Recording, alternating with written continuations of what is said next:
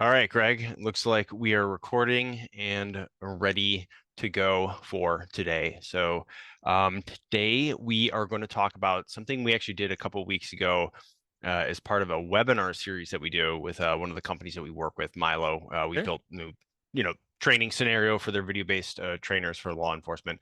So we did a whole webinar and we got a lot of good feedback on it and a lot of great questions to it. So I figured we'll kind of discuss it today, and I'll put the link for the webinar if someone wants to watch it in the Yeah. episode details. But we brought up some rules of cognition. We brought up some things about predictive analysis and how we look at things. So I thought it'd be good to kind of share with our podcast audience, how we look at these things. And it started with, the presentation itself started with a video of actually a traffic stop where a young police officer had pulled someone over in the middle of the night. They were by themselves. Guy gets out of the vehicle, starts to go, gets out of the gets out of the driver's seat of the truck, goes into the back of the pickup truck, reaches in there. The police officer's yelling at him, stop. He doesn't stop. Police officer ends up shooting him because he pulled out something long and metal. Police officer thought it was a rifle or a gun or shotgun, whatever. And it turned out to be this old, like 90-year-old man's cane. And so guy lived, right? But everyone, and it's just like every video I see of every Every video. incident of a concealed carry person or a police officer or whatever the situation is, a homeowner fight on the front lawn, right? All this stuff is out every single day.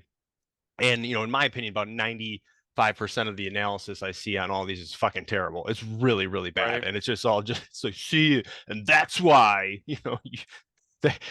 that's why you always got to look out for it's really bad. But anyway, what we did with this video is rather than going in that and Monday morning quarterback and take it from some tactical perspective, what we tell everyone is that could happen to anyone. That will happen to you.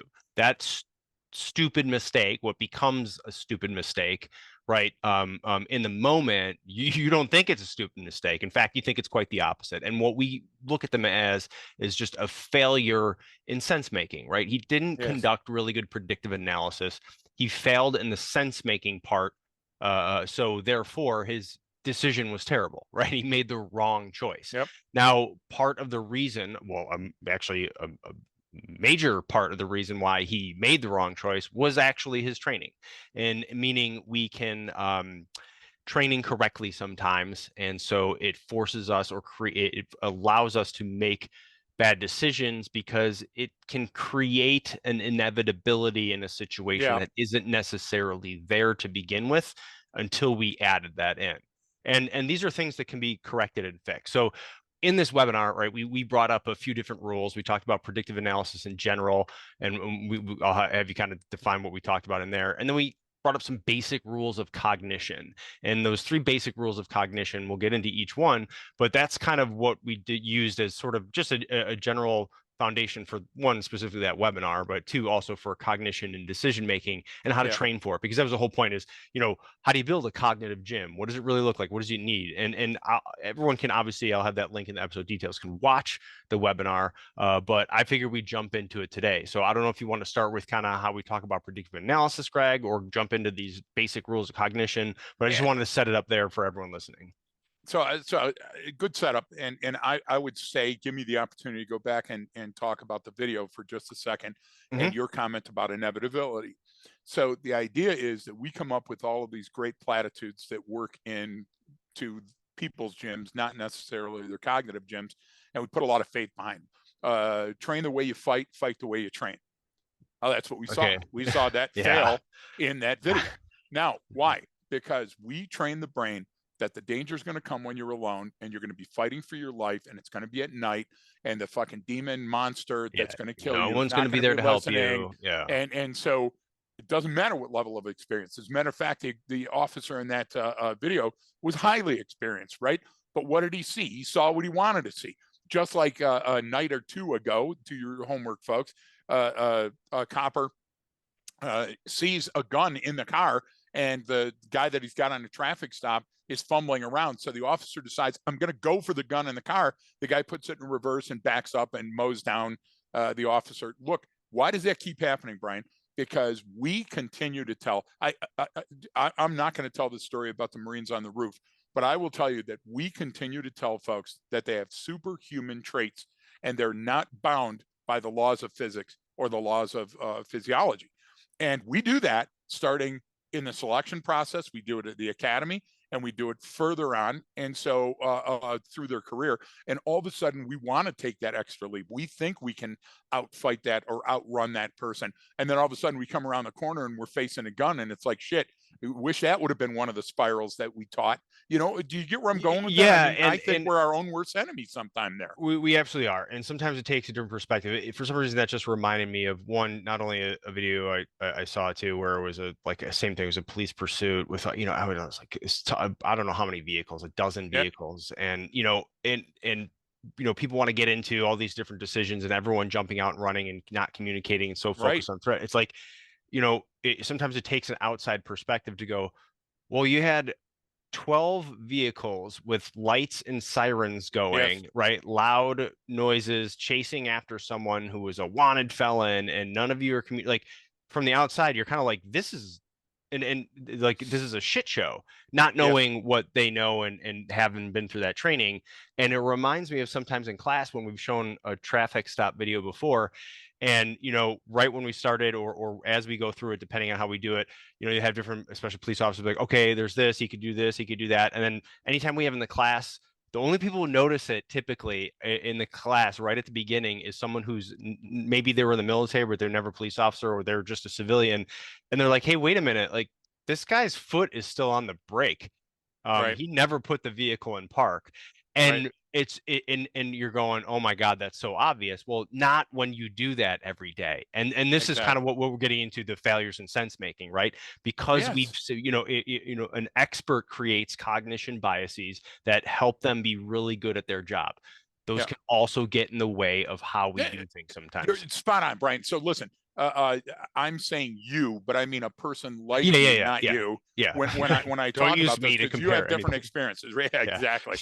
for many reasons. But listen, I would ask somebody that's listening right now to imagine, unless you grew up on the streets of Chicago or Detroit and you were hashing, selling drugs and doing those things, how many times have you walked up to the driver's side of a window to talk to somebody inside of a car? And second part of that question is, when you did, how many times was it a good response? You don't often do that and come up and go, hey, I just want to compliment you on driving on my side street. Normally that's a very rare occasion, and there's high stakes. Yeah. But what happens to police officers, Brian? They do that 70 times a week. Right. Okay. Right. So now what happens is some part of their brain quantifies that and says these 67 times were non-stress, even though they were high stress, right? They were thought provoking, because you never know what you're getting into. And now these last 3 ended up being fight for our lives. That is what changes our brain circuitry. And you just brought up the math point, and I always make the point, humans we don't understand probability and statistics very well. That's why we're horrible at data science. That's why we're horrible at a lot of things, but it's because it's very, very difficult. And what you just brought up is a perfect example of the flipping the coin, right? If I flip a coin, I got a 50-50 chance that it's going to be heads, right? So and same thing, 50-50 chance it's going to be tails. If I flip that coin 99 times in a row and I get heads, that 100th time I go to flip it, it's still a 50-50 chance. But that's not how our brain works. Everyone goes, well, you haven't had tails in a while, it's got to be tails, right? But that's not true. It's not. I know. I'll give you another one. I'll give you an irony, and it just happened yesterday. So I'm reading this long, protracted article, and it's a very good fight bill that they're trying to enact about workplace violence, but this one is bullying at work rather than a domestic partnership or relationship. And so the lawyer that chimes in at the beginning of the article says, this is lancing a boil that's been festering for a long time, because we need to talk about the lexicon, the language of bullying, and define it. Yeah, and I absolutely agree. But the very first thing that you did is you completely grossed me out and turned me off to the topic. You couldn't fucking come up with something better than that. How ironic is it? That's hilarious. Mouthpiece, right? Yeah, as soon as you said that, as soon as you said, I'm like, this is, where the hell is this asshole going? And I was like, well, wait, that's a good point. What did he have in his brain when he was writing that? So you have to understand rule number 1. No matter how well trained or experienced, all humans have limits to their cognitive performance. What does that mean? that means that you are going to put your foot in your mouth. You are going to stick your own foot in your ass. You are going to make a mistake once in a while because, like, we had a whole episode about priming, folks. If you haven't seen it, look it up. The idea is that if you're so primed to say something, like when somebody catches you off guard, I give you an example. Yesterday, I had to run into town and get a gosh damn chip fixed in my windshield. Okay, instead of paying the insurance, I had to pay the people that do glass. And Gunnison's a small town, so I go in and I ask the lady at the counter, the most wonderful people I've ever met, Gunnison Glass, please go. The lady at the counter says, "Hey, that's Key, and if you go out and ask him, he'll take a look at it right now and tell you how long it'll take." So you know my hearing. So I know the guy's name is King. Okay, I honestly don't even know what you said. Right. Okay. So I walk, and that's how it sounded to me. So I walk out in front, and this nice guy's parking the truck. And I go, "Are you Keen?" And he goes, "Nope." I go, "How about a variation of that? Kane, Cone?" And he looks at me like I'm selling him something. Yeah. And he goes, "No, pal, wrong guy." And I go, "No, man, I just need you to check my windshield." His name was Kenny. Okay. But the way that the female said it, and you know, my frequency loss in my hearing. So, Brian, what happened is I made up a story of what his name likely was. And when I went out, I was trying to be very nice and fish for the name. And what I ended up is creating a standoff. Do you see what I mean? So we can be our own worst enemy because we don't understand that limitation to my cognitive performance was my ability to hear correctly in that environment and determine the person's name. So listening skills are important, but it's more important when I try to breach that gap and go, "Hi, I'm Greg, by the way. Hey, let's start over." And that's what I ended up having to do. Greatest experience in my life. I love these folks, and hopefully they'll be listening to the next podcast. But Brian, that's how it happens. So imagine that happening with a known wanted fugitive, and you're at the door, and all of a sudden he figures out, and you figure out this is the guy. Yeah. Okay. Those are what we're talking about in that rule number one. No matter how well trained or experienced, that car video is going to happen because that gun and that cane are going to be in your mind the same tool. And when the guy starts not listening, that's going to inform. All of a sudden, the water's pouring into that. Right. And meanwhile, this guy's not listening because he can't hear you and he's not understanding it. And the last time he got pulled over, 63 years ago, he was taught to get out of the vehicle. He's the nicest guy in the world, and he wants to walk back so you don't have to walk up. But that's not the way it fell in. So King and Kenny never occupied the same space in my mind. So how do we prepare for that, Brian? That's part of training. That's where Hoberman came in. And people right now, listen, if you want to make a change in training, you got to call Milo and go, "Hey, Milo, spend a couple of bucks on training." Because the idea is Milo is a great partner and we love their strategic nature of it. But they're going like, "Yeah, but is this really a necessary change?" Yes, it's a necessary change. And it's a necessary change in all of police work because we talk more than we shoot. We talk more than we drive. We talk more than we ram a car. And then the next thing is driving. We drive more than we shoot. We drive, cops get more traffic accidents, Brian, than they do fatal shootings. That's a great point. And a lot of that, when we talk about how we do training and where we're at different levels and what's good enough, you have a number of factors you're deciding on. Okay, what do I need to train for? How is that going to take place? Yep. What are the necessary skills? Some things take more time than others. But we focus on those things that we can control and that we know. I mean, that's the whole thing. It's like I always give my buddies when we talk about this stuff. But my analogy is, all right, I have friends that that shoot like crazy and they can do all kinds of wild stuff. And it's like, what do you like shooting better at, a paper target or a steel target? And like, "Oh, I love hitting that steel. It gives that bang." I was like, yeah, you get immediate feedback, right? And know you're doing something. You hit your target. When I'm sitting here, Greg, talking about communication and critical thinking, I don't feel like I'm getting that feedback right away, right? I don't get that. Hard to ride that adrenaline curve, right. So part of it is that kind of decides on how we do stuff, but I like this framing of this first one, that basic rule, because it ties right back to those videos you see. It doesn't matter who you are or how else. There are certain limits, right? So everything, and we don't have to get too much into detail, but there's limitations to your eye and brain and what you can process. You have only a very small functional field of view, right? You can only take in so much. And now if it's at night, you can take in way less, and you can see so much less than you actually think you can. I always give the story, if anyone's ever had or experienced, tunnel vision, where you really lose everything around you and you only see some. If you've been in some chaotic experience, that happens. And my thing is like, okay, good. That's actually all you ever see all the time. The rest is which is basically visual and perceptual fill. So you which only is see what's right in exactly front the of you. definition of rule Yep. number 2. There's only so much information that we can receive, process, and Right. use at any given time. So people are going, well, what's the difference between 1 and 2? 1 and 2 is the understanding that you have limitations, just like you have Yes. physical limitations. And if you exceed them, cop pushing the car out of the intersection because it's stalled, then you have a heart attack, a myocardial infarction, you're Right. down and out. Okay, that's number 1, is understanding and be prepared for it. Number 2 is, what is that physical limitation? You're exactly right. So listen, if your periphery is damaged, I have a dog now. Shelly and I are a lovely dog, Java.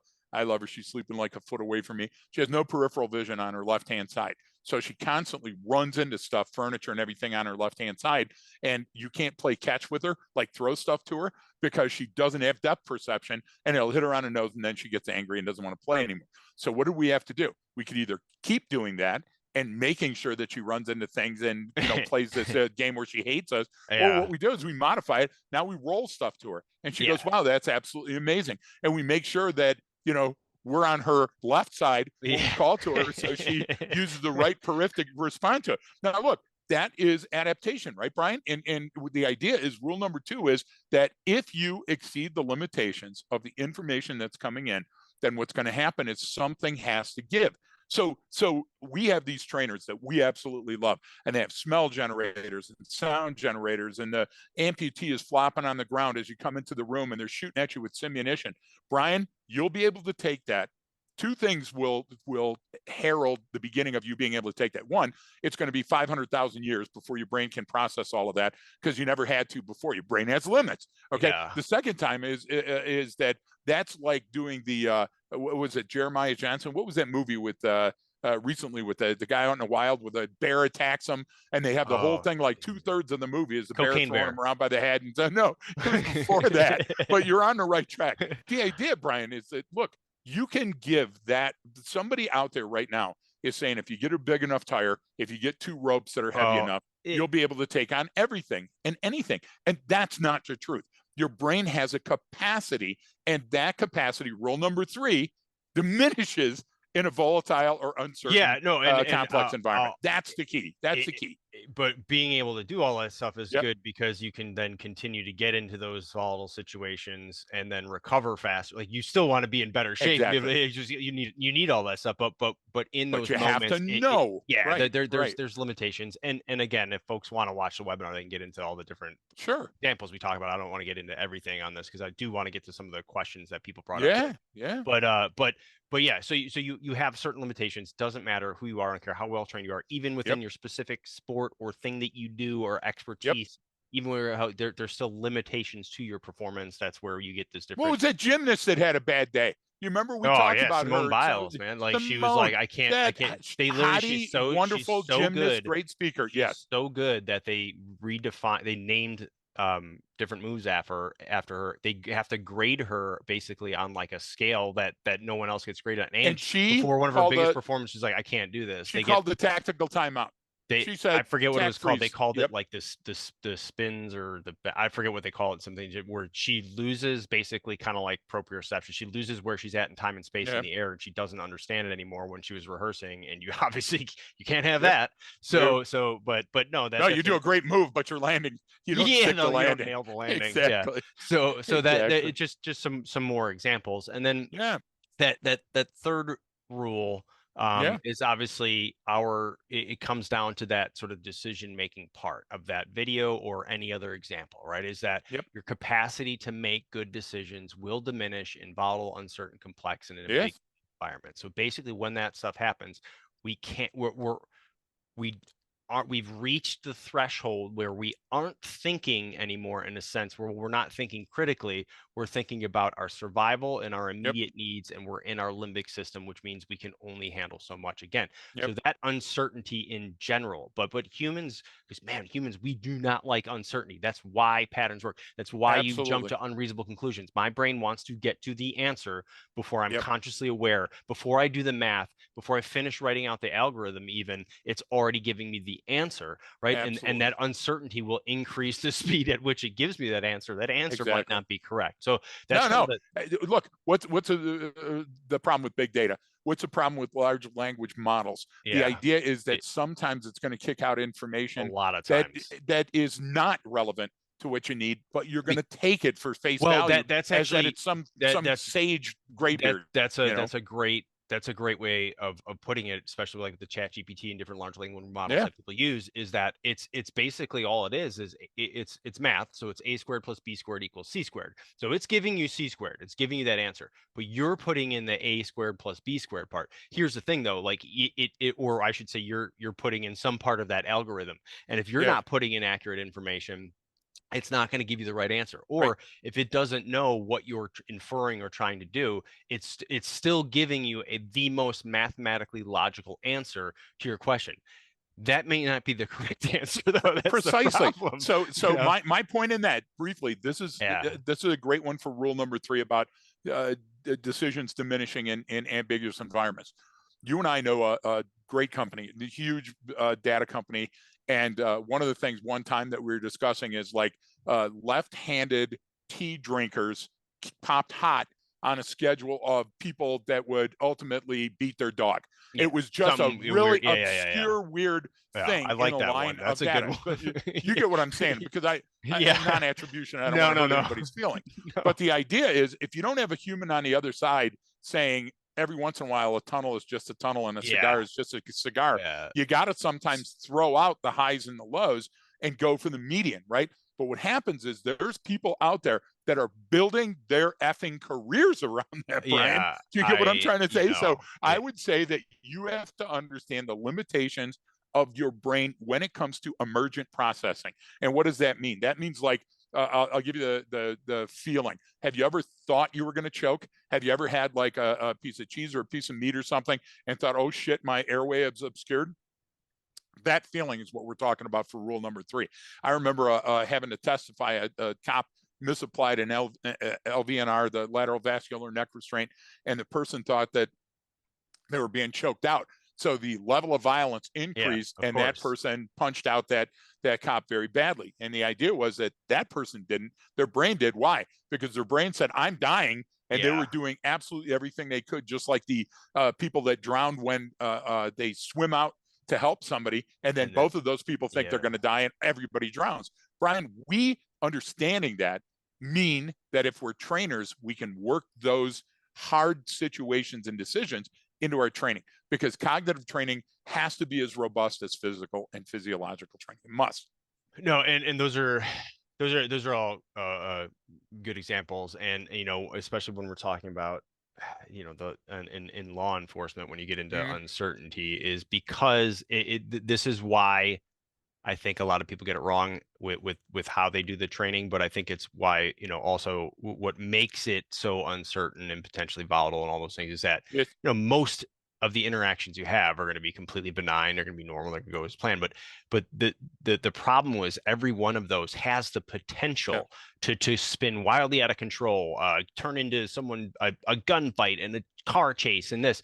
There's really no other line of work like that. There really isn't. No one else has that issue, and that's the differentiating factor here. I agree. That two things. That one, obviously, you have to account for and understand, but two, almost doesn't. I don't think we train for those things correctly sometimes, meaning because those things can happen, what do? Well, we always go worst case scenario. And that's or we think we have to have this response and it has to go this way, when it's a little bit more malleable than that. It really is. You can change the situation a little bit better. So that's the big thing that we're in. So it's like every one of those things is a high stakes situation. You don't know what you're walking up on, but it's likely it's the coin flip though. That's the problem that gets in the way of our thinking. And so what this was ultimately about, what we got a bunch of questions about too, was, you know, predictive analysis and what that means. And like we gave the example in the webinar that this was based off of, you know, you said that it's not tarot card reading, right? We're not making something up. It's math. It's more like poker. It's more like blackjack. And I always Blackjack, yeah, give the exactly. example, if I'm at a casino playing single deck blackjack, I can count cards and have a system to know what the likelihood of me getting that next card is going to be, where it's going to be at in the deck, and how it's going to be. And that's one, you can mathematically do that, and you're going to win more times than you're going to lose. So much that even if a Exactly. casino just thinks that you're doing that, they'll boot you. They'll They'll kick you bounce out of you out there. on your ear. Yep. They'll take you out. And that's what we're talking about. And then what everyone always asks, and what we got some good questions is there's a few. It's like, one was how do I overcome the oversimplistic thinking and unable to broaden my thinking, problem solving when needed, in order to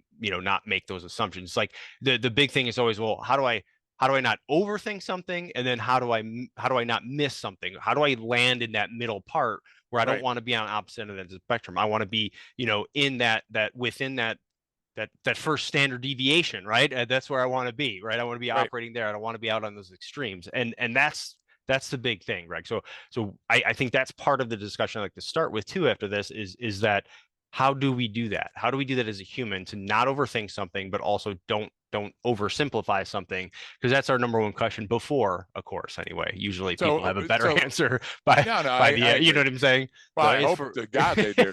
Let's ask this in a different way then. Let's okay. approach it from a bias that we probably haven't considered. So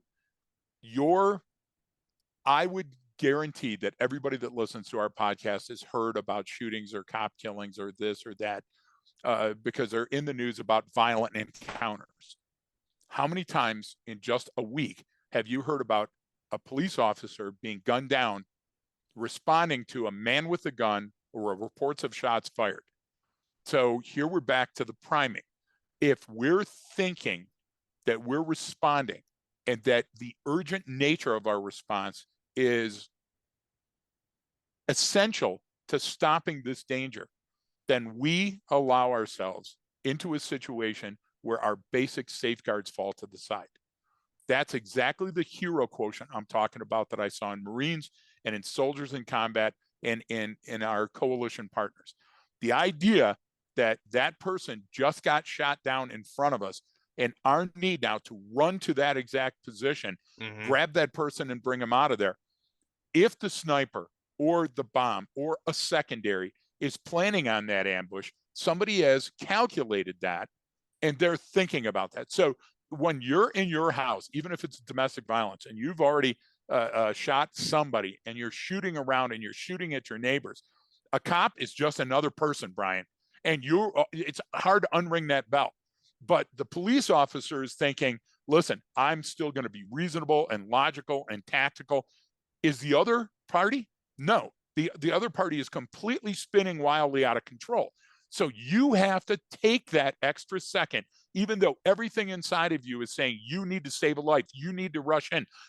There's a famous video now of a person responding to a mass shooting that's in progress. And they say, oh, there's a real hero there. Watch that person. That's not a real hero. That's a person developing tactics on the run because they're not sure where the person is, and echoes are playing in, and they're seeing deceased people. What we have to stop doing is vaulting people up and saying you're some kind of hero. And when you're in that situation, your training is going to allow you this calm, cool thinking to reason all these parts. And Brian, we're abandoning basic principles of cover and concealment. We're abandoning teamwork, and we're rushing to the sound of gunfire, which is okay.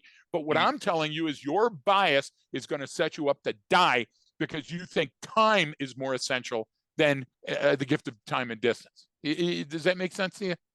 Yeah, and I would say, and it goes back to the first rule we discussed in this, but you brought up the examples here where someone's overriding their own training, meaning they've abandoned the things that they've been that they've learned and they've been taught, and that they've whether taught or learned through experience, they're abandoning that for the sake of emergency, an emergent situation, or for the sake of what's happening right now. Some next level shit. Wait. And you're thinking that I got this, and you don't got this. You got to reassess. That's where training comes in, Brian. Realistic cognitive training stops you for a minute. Like I would say the best way to rehearse for this is have a conversation and listen actively, proactively listen to the conversation and try not to make any decisions before you get there. We don't do that. And specifically cops don't do that because we're like, yeah, come on, give me the basics. I got to move on this information. Yeah. That abandons our training and puts us in the trick bag every time. And so the same thing with the pursuit. Hey, I've driven pursuit at the academy, and then I had one more try. I'm, paraphrasing some other copper. But I drive every day, and this guy's fleeing, so I'm going to follow him. And even though the stakes are getting higher, Brian, I'm going to continue to follow him. Who's at fault here? It's our cognitive thinking that allows us to have this feeling that we can do things that are superhuman when we can't. And I'm not saying you don't run to the sound of gunfire. I'm not saying you don't give CPR to your buddy that's down. But I'm saying that nanosecond of logic and saying, wait a minute, he's down at that location. Is there another way to get to him? Is there a body bunker handy? Can I go on an angle or have somebody, throw a flashbang to distract while I do that? We're not doing that, Brian. We're trying to do it in the moment. And then Timmy comes back stabbed to death. And we go, holy shit, it's a travesty of justice. Now, if you hang on to a 6,000-pound vehicle and that felon wants to leave with you hanging on, Brian, you are going to get injured or die. We have to be pragmatic. Yeah, and that's a good example, because that's a perfect one we talked about on here. We've talked about in class. We've talked about in presentations that we've done, where it's like that's a great example of a very simple thing that you can train to with a chair and a room, and then out to the parking lot on a parked vehicle. I mean, it's really and because all you're doing is you're practicing what would happen in that situation. You're giving your brain and your body an option so that when, oh shit, now it happens, and none of that critical thinking is happening, I now will fall back to the lowest form that I know. And now it's not going to be to jump in and grab on. It's going to be to push off and walk away. I mean, those kind of training, those decision points are not always as complex as we think they are. Now, for really difficult situations, or I'm trying to put the pieces together and there's a lot of uncertainty or complexity, yes, you need to spend some time, as we say at Cognitive Gym, learning this stuff. But for a lot of those very simple problems that you continue to see, and then that's what's so upsetting for us and a lot of people. When you watch it, you're like, this is something that's so easily avoidable that's the key. That we shouldn't even be seeing. This shouldn't even be a question. This isn't something you have to pay a company to show you how to do. It's literally like it's the most simple thing. And you brought up you brought up some good points there, and you called it, I wrote it down, the hero quotient, which is that's a good descriptive way to put it, is I have to go in there and do this, and this is what's happening. It's like, yeah, you do, but not this millisecond. No, right? Yeah. So I'm going to piss people off. Exactly. So look, onward Christian soldier. Okay. So you're a where are we going with this? Where are we going? Which makes you a warrior. Dude, are you going to sing it?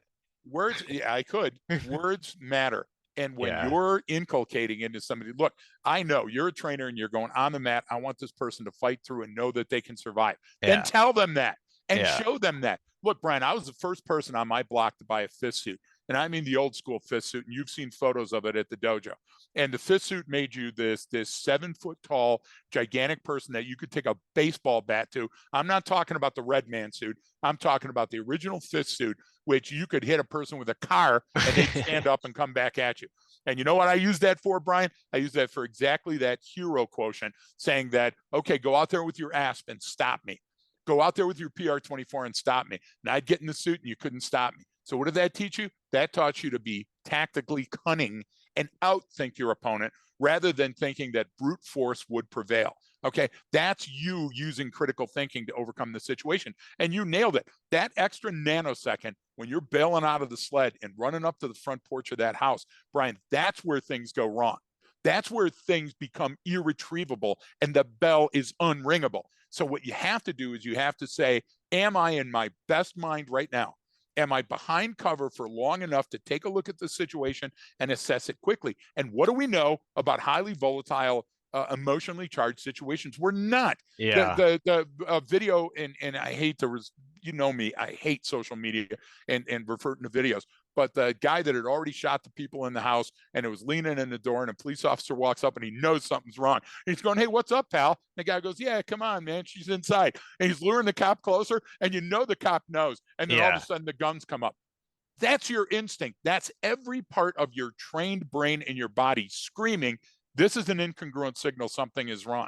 And you're saying, yeah, but at a homicide scene, everything's incongruent. No, it's not. It's a wave, and that atmospheric wave is going to suck you in. Have you ever seen a picture of a gosh damn riptide? A riptide's the calmest water. Why? Because it's all going out, baby. It's all taking you out, and you're not going to swim against it because it'll exhaust you and overwhelm you. That's what happens when we go to these scenes where it's in progress. Now, I'm not talking about every call is in progress. Baby choking in progress, okay? Your biggest fear on the way hitting a pedestrian because you're so focused on getting to the scene. Exactly. You see what I mean? Exactly. So you can control that. And that's what I'm saying is, if we get better at controlling that, if you acted like a regular street copper, and I'm not against street coppers or training or anything, listen to my words. If you acted like a regular street copper at your job and you weren't a cop, you'd be fired in the week. Yeah, we need to get this done right now. You need to do that. Move your desk over here. Drive the parking lot. Because what is it? It's all command. Like the first Spanish I learned as a cop, Brian, was called command Spanish. De rodillas, get on your knees.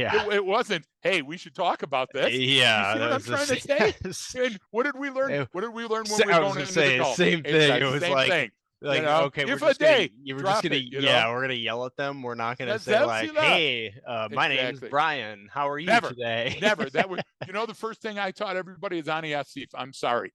And I said, start there, because that's a great conversation opener. And the Marines looked at me and go, I'm never going to tell somebody I'm sorry. Yeah, exactly. That was the same thing. It's like, why are they calling you Abu Rian? I was like, they have a hard time pronouncing Brian. So they came up with a cunha for me, a nickname. A workaround. That's my way. That's their way to do it. So that's now what I go by every time I'm here, because it's easier for them to, and they think it's fun. And what does it do? Like, it shows them the willingness. You get what I'm trying to say?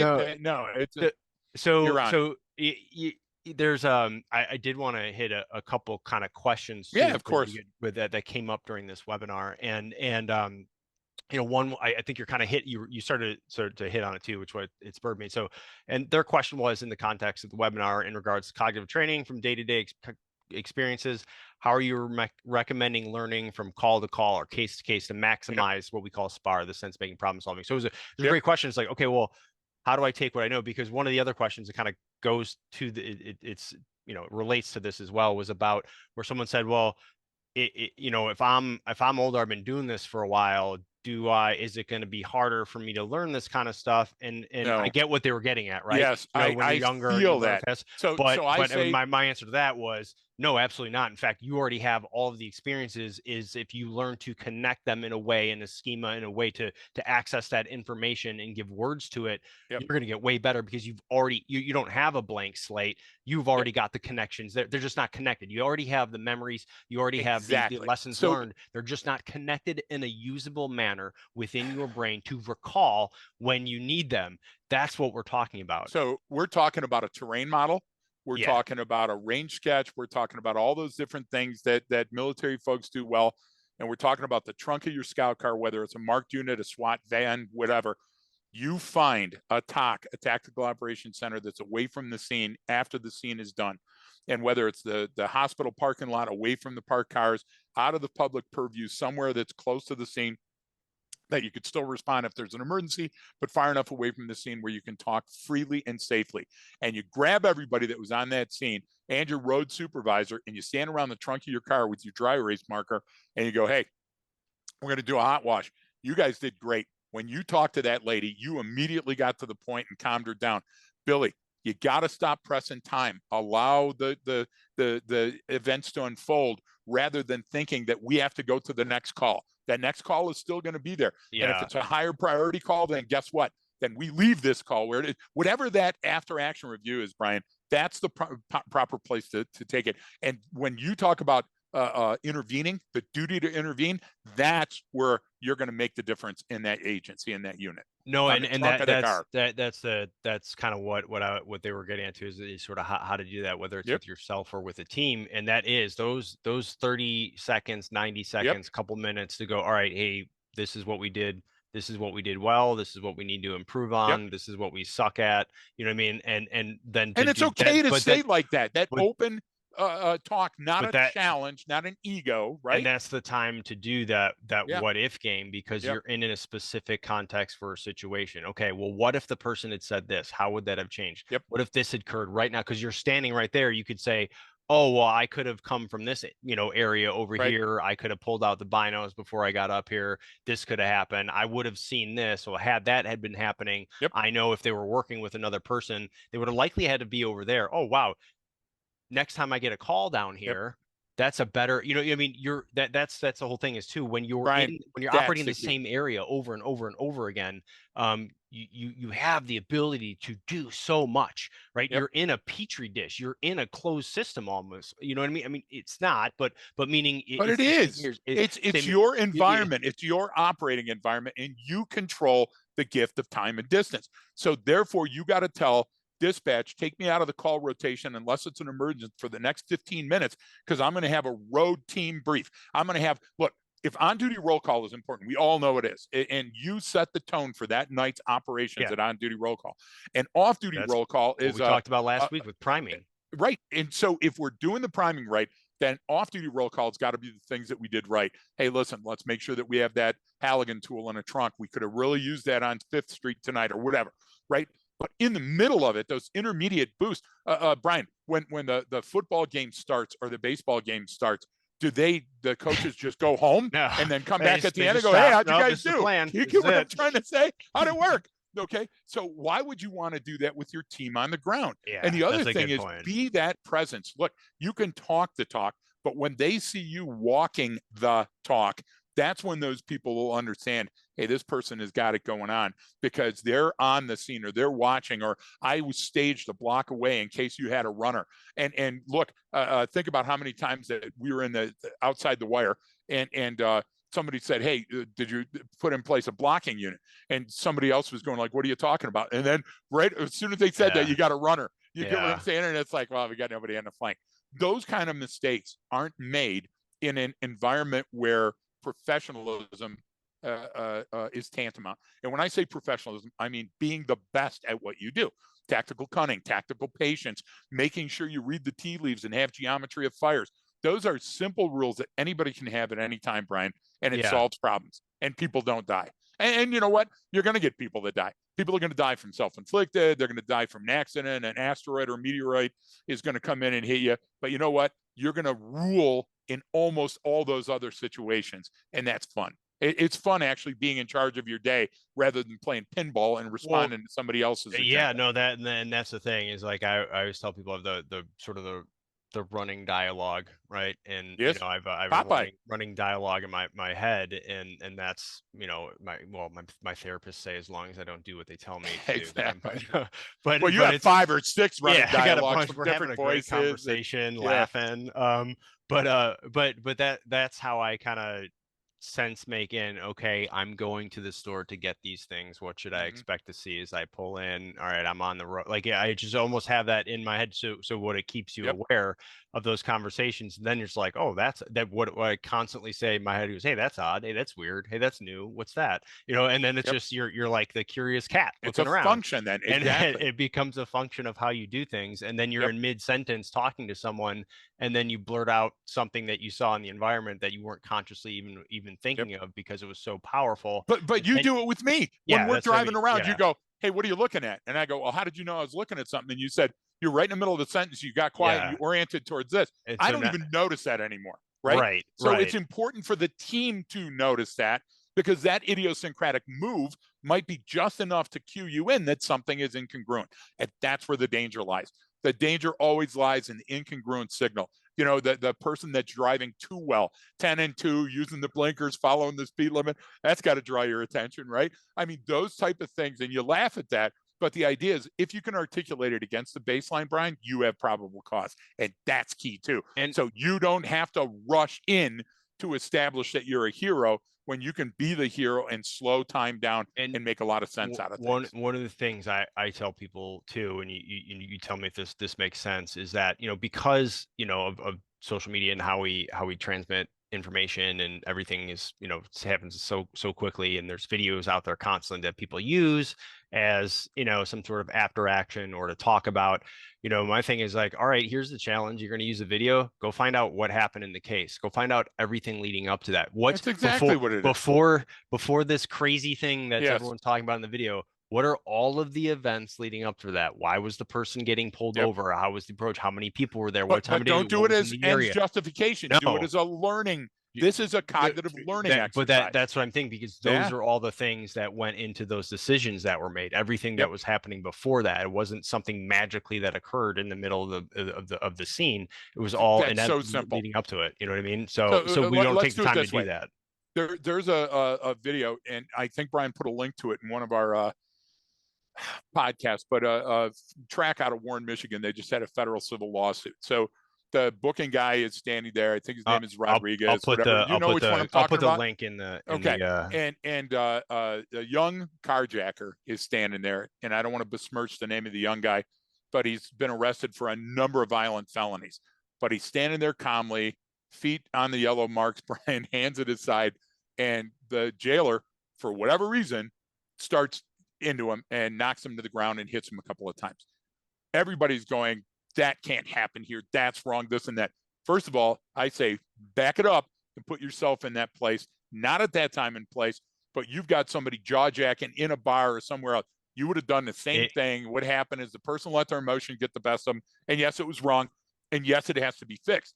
But what people are doing is dissecting that video and saying, oh, well, one team is saying, this kid's a felon, he deserves it. No, he doesn't. No. He's got civil rights and he's got legal rights. Yep. And the other part is saying, Brian, that, well, that copper should have never had, his training sucked in that. No, he's a human. His cup was full. Well, when your cup is full, you will act out or act that off. was another one that we did, and I think we did it on the Patreon side. So folks, we do have the Patreon page, but that was the one. Remember the one I sent you where they had the woman in the hospital, and she just was obnoxious and annoying. And then he's trying to ask her these questions and take a report or whatever, and then she just spits right at him. She spits the guy in the face, and then he immediately hit her open hand in the face. And then you could literally see in the video, right, where his brain said, no. It's almost as if he was trying to pull his arm back after it was already out there. And you're just like, yes, that's being a freaking human being. Those are going to happen if I get so frustrated. But why can't we talk about that during training? That would be the perfect thing in cognitive training, saying that there is going to come a time, rule number one, when no matter how well trained or experienced you are, that you're going to have a human limit, right? And the limit to your human performance and your human behavior might make you act out. So we have to think about that right now. And you got to be disciplined for that. But the idea of taking somebody and railroading them down through all these different things for this one case, we have to balance things. Remember the scales of justice, and the idea is that the scales of justice female is wearing eye covering. Why? Because we can't just go with the preponderance of evidence, Brian. We have to go deeper. We have to understand, was intent demonstrated? And if it's a flash like that, then we have to understand that anger turned into rage, and that rage ran unabated for a few seconds. The guy didn't go into another room, go into a locker, and come back with a bat. Rage ran its course. The other coppers intervened. To what level, that's going to be demonstrated in the federal lawsuit. But Brian, we're right back to this. Complex problems are challenging. So our training has to be both complex and challenging. Next part of it is we have to practice. And you know what we have to practice for? We can't just practice for the grounder or the popped fly. We have to, that bouncing gosh damn ball that's just ripping past the gosh damn pitcher, and it's bouncing, and you got to kneel in front of it, and it's going to come at your face. It's gonna. That's the ones that we have to practice for, the most uncomfortable situations. And our PIO should be in on that, our public information officer. What happens if this guy loses his mind in the jail on this person that does these things? Brian, if we're not considering those, and we're still booting doors and ramming cars, which needs to be trained, don't get me wrong, but then we're not holistically approaching the problem. And I think that's what your viewers and readers of Hoberman want to know is, so how do we do this? Increase the level of practice, because practice makes permanent. That's what you have to do. And anytime that you see a teachable moment and it's safe, you got to stop things and you got to call attack freeze. And you got to go, look, this is a perfect example. Look, if you're driving around and you find an open door, dispatch, I'm out on an open door. Okay. If the radio's silent, what do? You say, hey, do me a favor, send me Adam 11, Bravo 11, and Charlie 21. And you know what we're going to do? We're going to say, okay, this is a burglary in progress.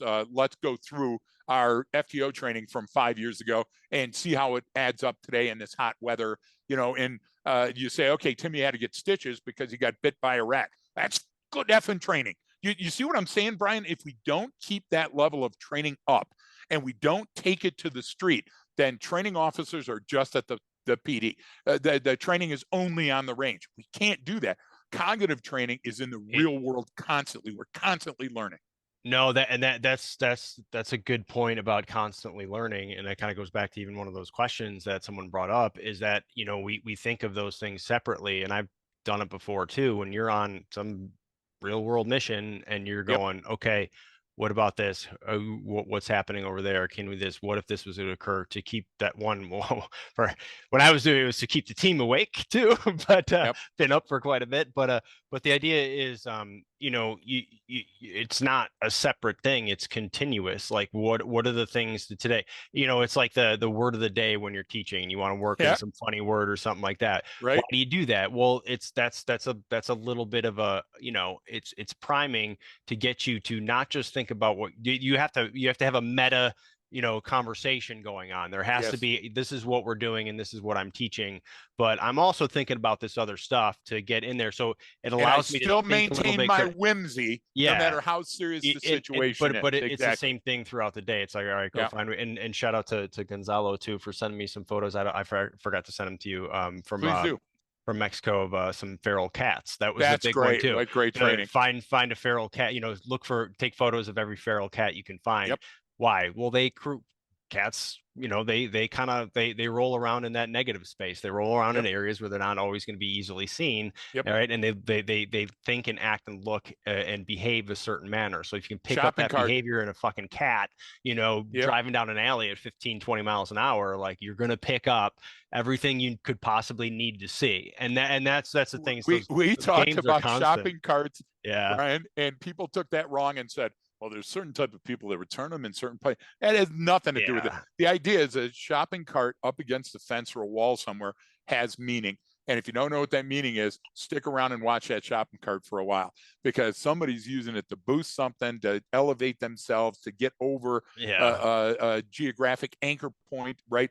The idea is that we have to make sense of our environment. And we're human, which means we have limits. And if we go faster than the environment is allowing around us, we will make a mistake. We will outrun our headlights, Brian, on a country road at night, and we'll be in the ditch and we'll be calling somebody on a cell phone for help. We can't afford doing that. So what is it? Give yourself the gift of time and distance. Understand that there are certain rules of how human performance and human behavior rock, right? There's patterns set into every environment, and our brain is tuned to see patterns and say that fits or that doesn't fit. So go to the simplest, go to the lowest common denominator, and train it over and over and over. Take full advantage of teachable moments every day, because you've got, Brian, what's an average police career? 25, 30 years? Okay, I think you got the time. Yeah, that's the teachable moments that arise every day in life. I mean, there's so many. There's everything. I try to that's what I try to do most with the insurgent. And then you know, that's the thing, is like, I'm not going to sit down and go over, hey, here's what we're going to talk about today. It's like when these things arise, like, hey, let me add this, and it's like, wow, I didn't know that. Okay, and it makes it just usable, chunkable stuff to increase kind of your cognitive acumen, I guess. Yeah, no, you're right on. Well, I think we covered a lot today. You know, we covered everything we talked about in that webinar. So if you're listening, check out the episode details. I'll have a few things in there. I'll have the link to the webinar. I'll have the that booking video you were just talking about. I'll put that in there. And then see, this is coming out next Tuesday, which is then I'll have a link to the registration for our ATAP webinar, That's going to be fun. um, Association of Threat Assessment Professionals Professionals. Yep. asked us to speak at their conference. It's going to be a virtual one for us, and for some people will be physically there, but a whole bunch of people will be virtually. But if you're listening, it's free. You don't have to even be a member or pay a membership fee. They're opening it up to everyone, but I'll put the registration link in there.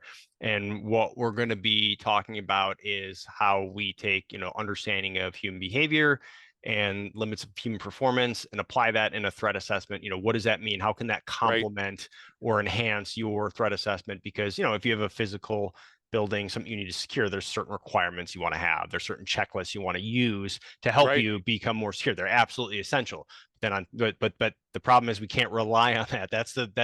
I would say that's the minimum acceptable standard, right? When you come up with those Yep. things. So then now what? Now what do we do then to actually get ahead of this? We have our physical stuff met, Exactly. and that's kind of where we come in with what we do and understanding demonstrations of intent. So we'll be talking about that in the webinar, but I'll put the registration link in the episode details. I think we're going to be talking about on those checklists what's in between those sentences and the words and the lines and the boxes, because there's so much stuff that is essential to cover when you're doing threat assessment protocols. But you know what? There's common sense stuff that is around us every day that sometimes we miss, Brian, because if it's not on the checklist, it's not important, or it's implied. And what do we know about implied stuff? Implied stuff sometimes falls by the wayside.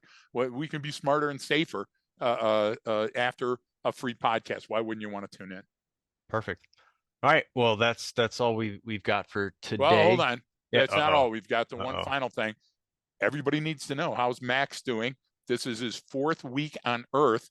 So is he talking? Is he walking? He will be 4 weeks in a few days here. Yeah, no, just in his first stage of development, really getting in just reflexes, that kind of thing. That's great. But getting some good movement. He's consistent sleep schedule, so that's great. He's constantly taking in his environment, so I'm constantly talking to him and getting real close to his face so he can see me. But I'll keep the updates going. But he's doing really well. He's doing awesome.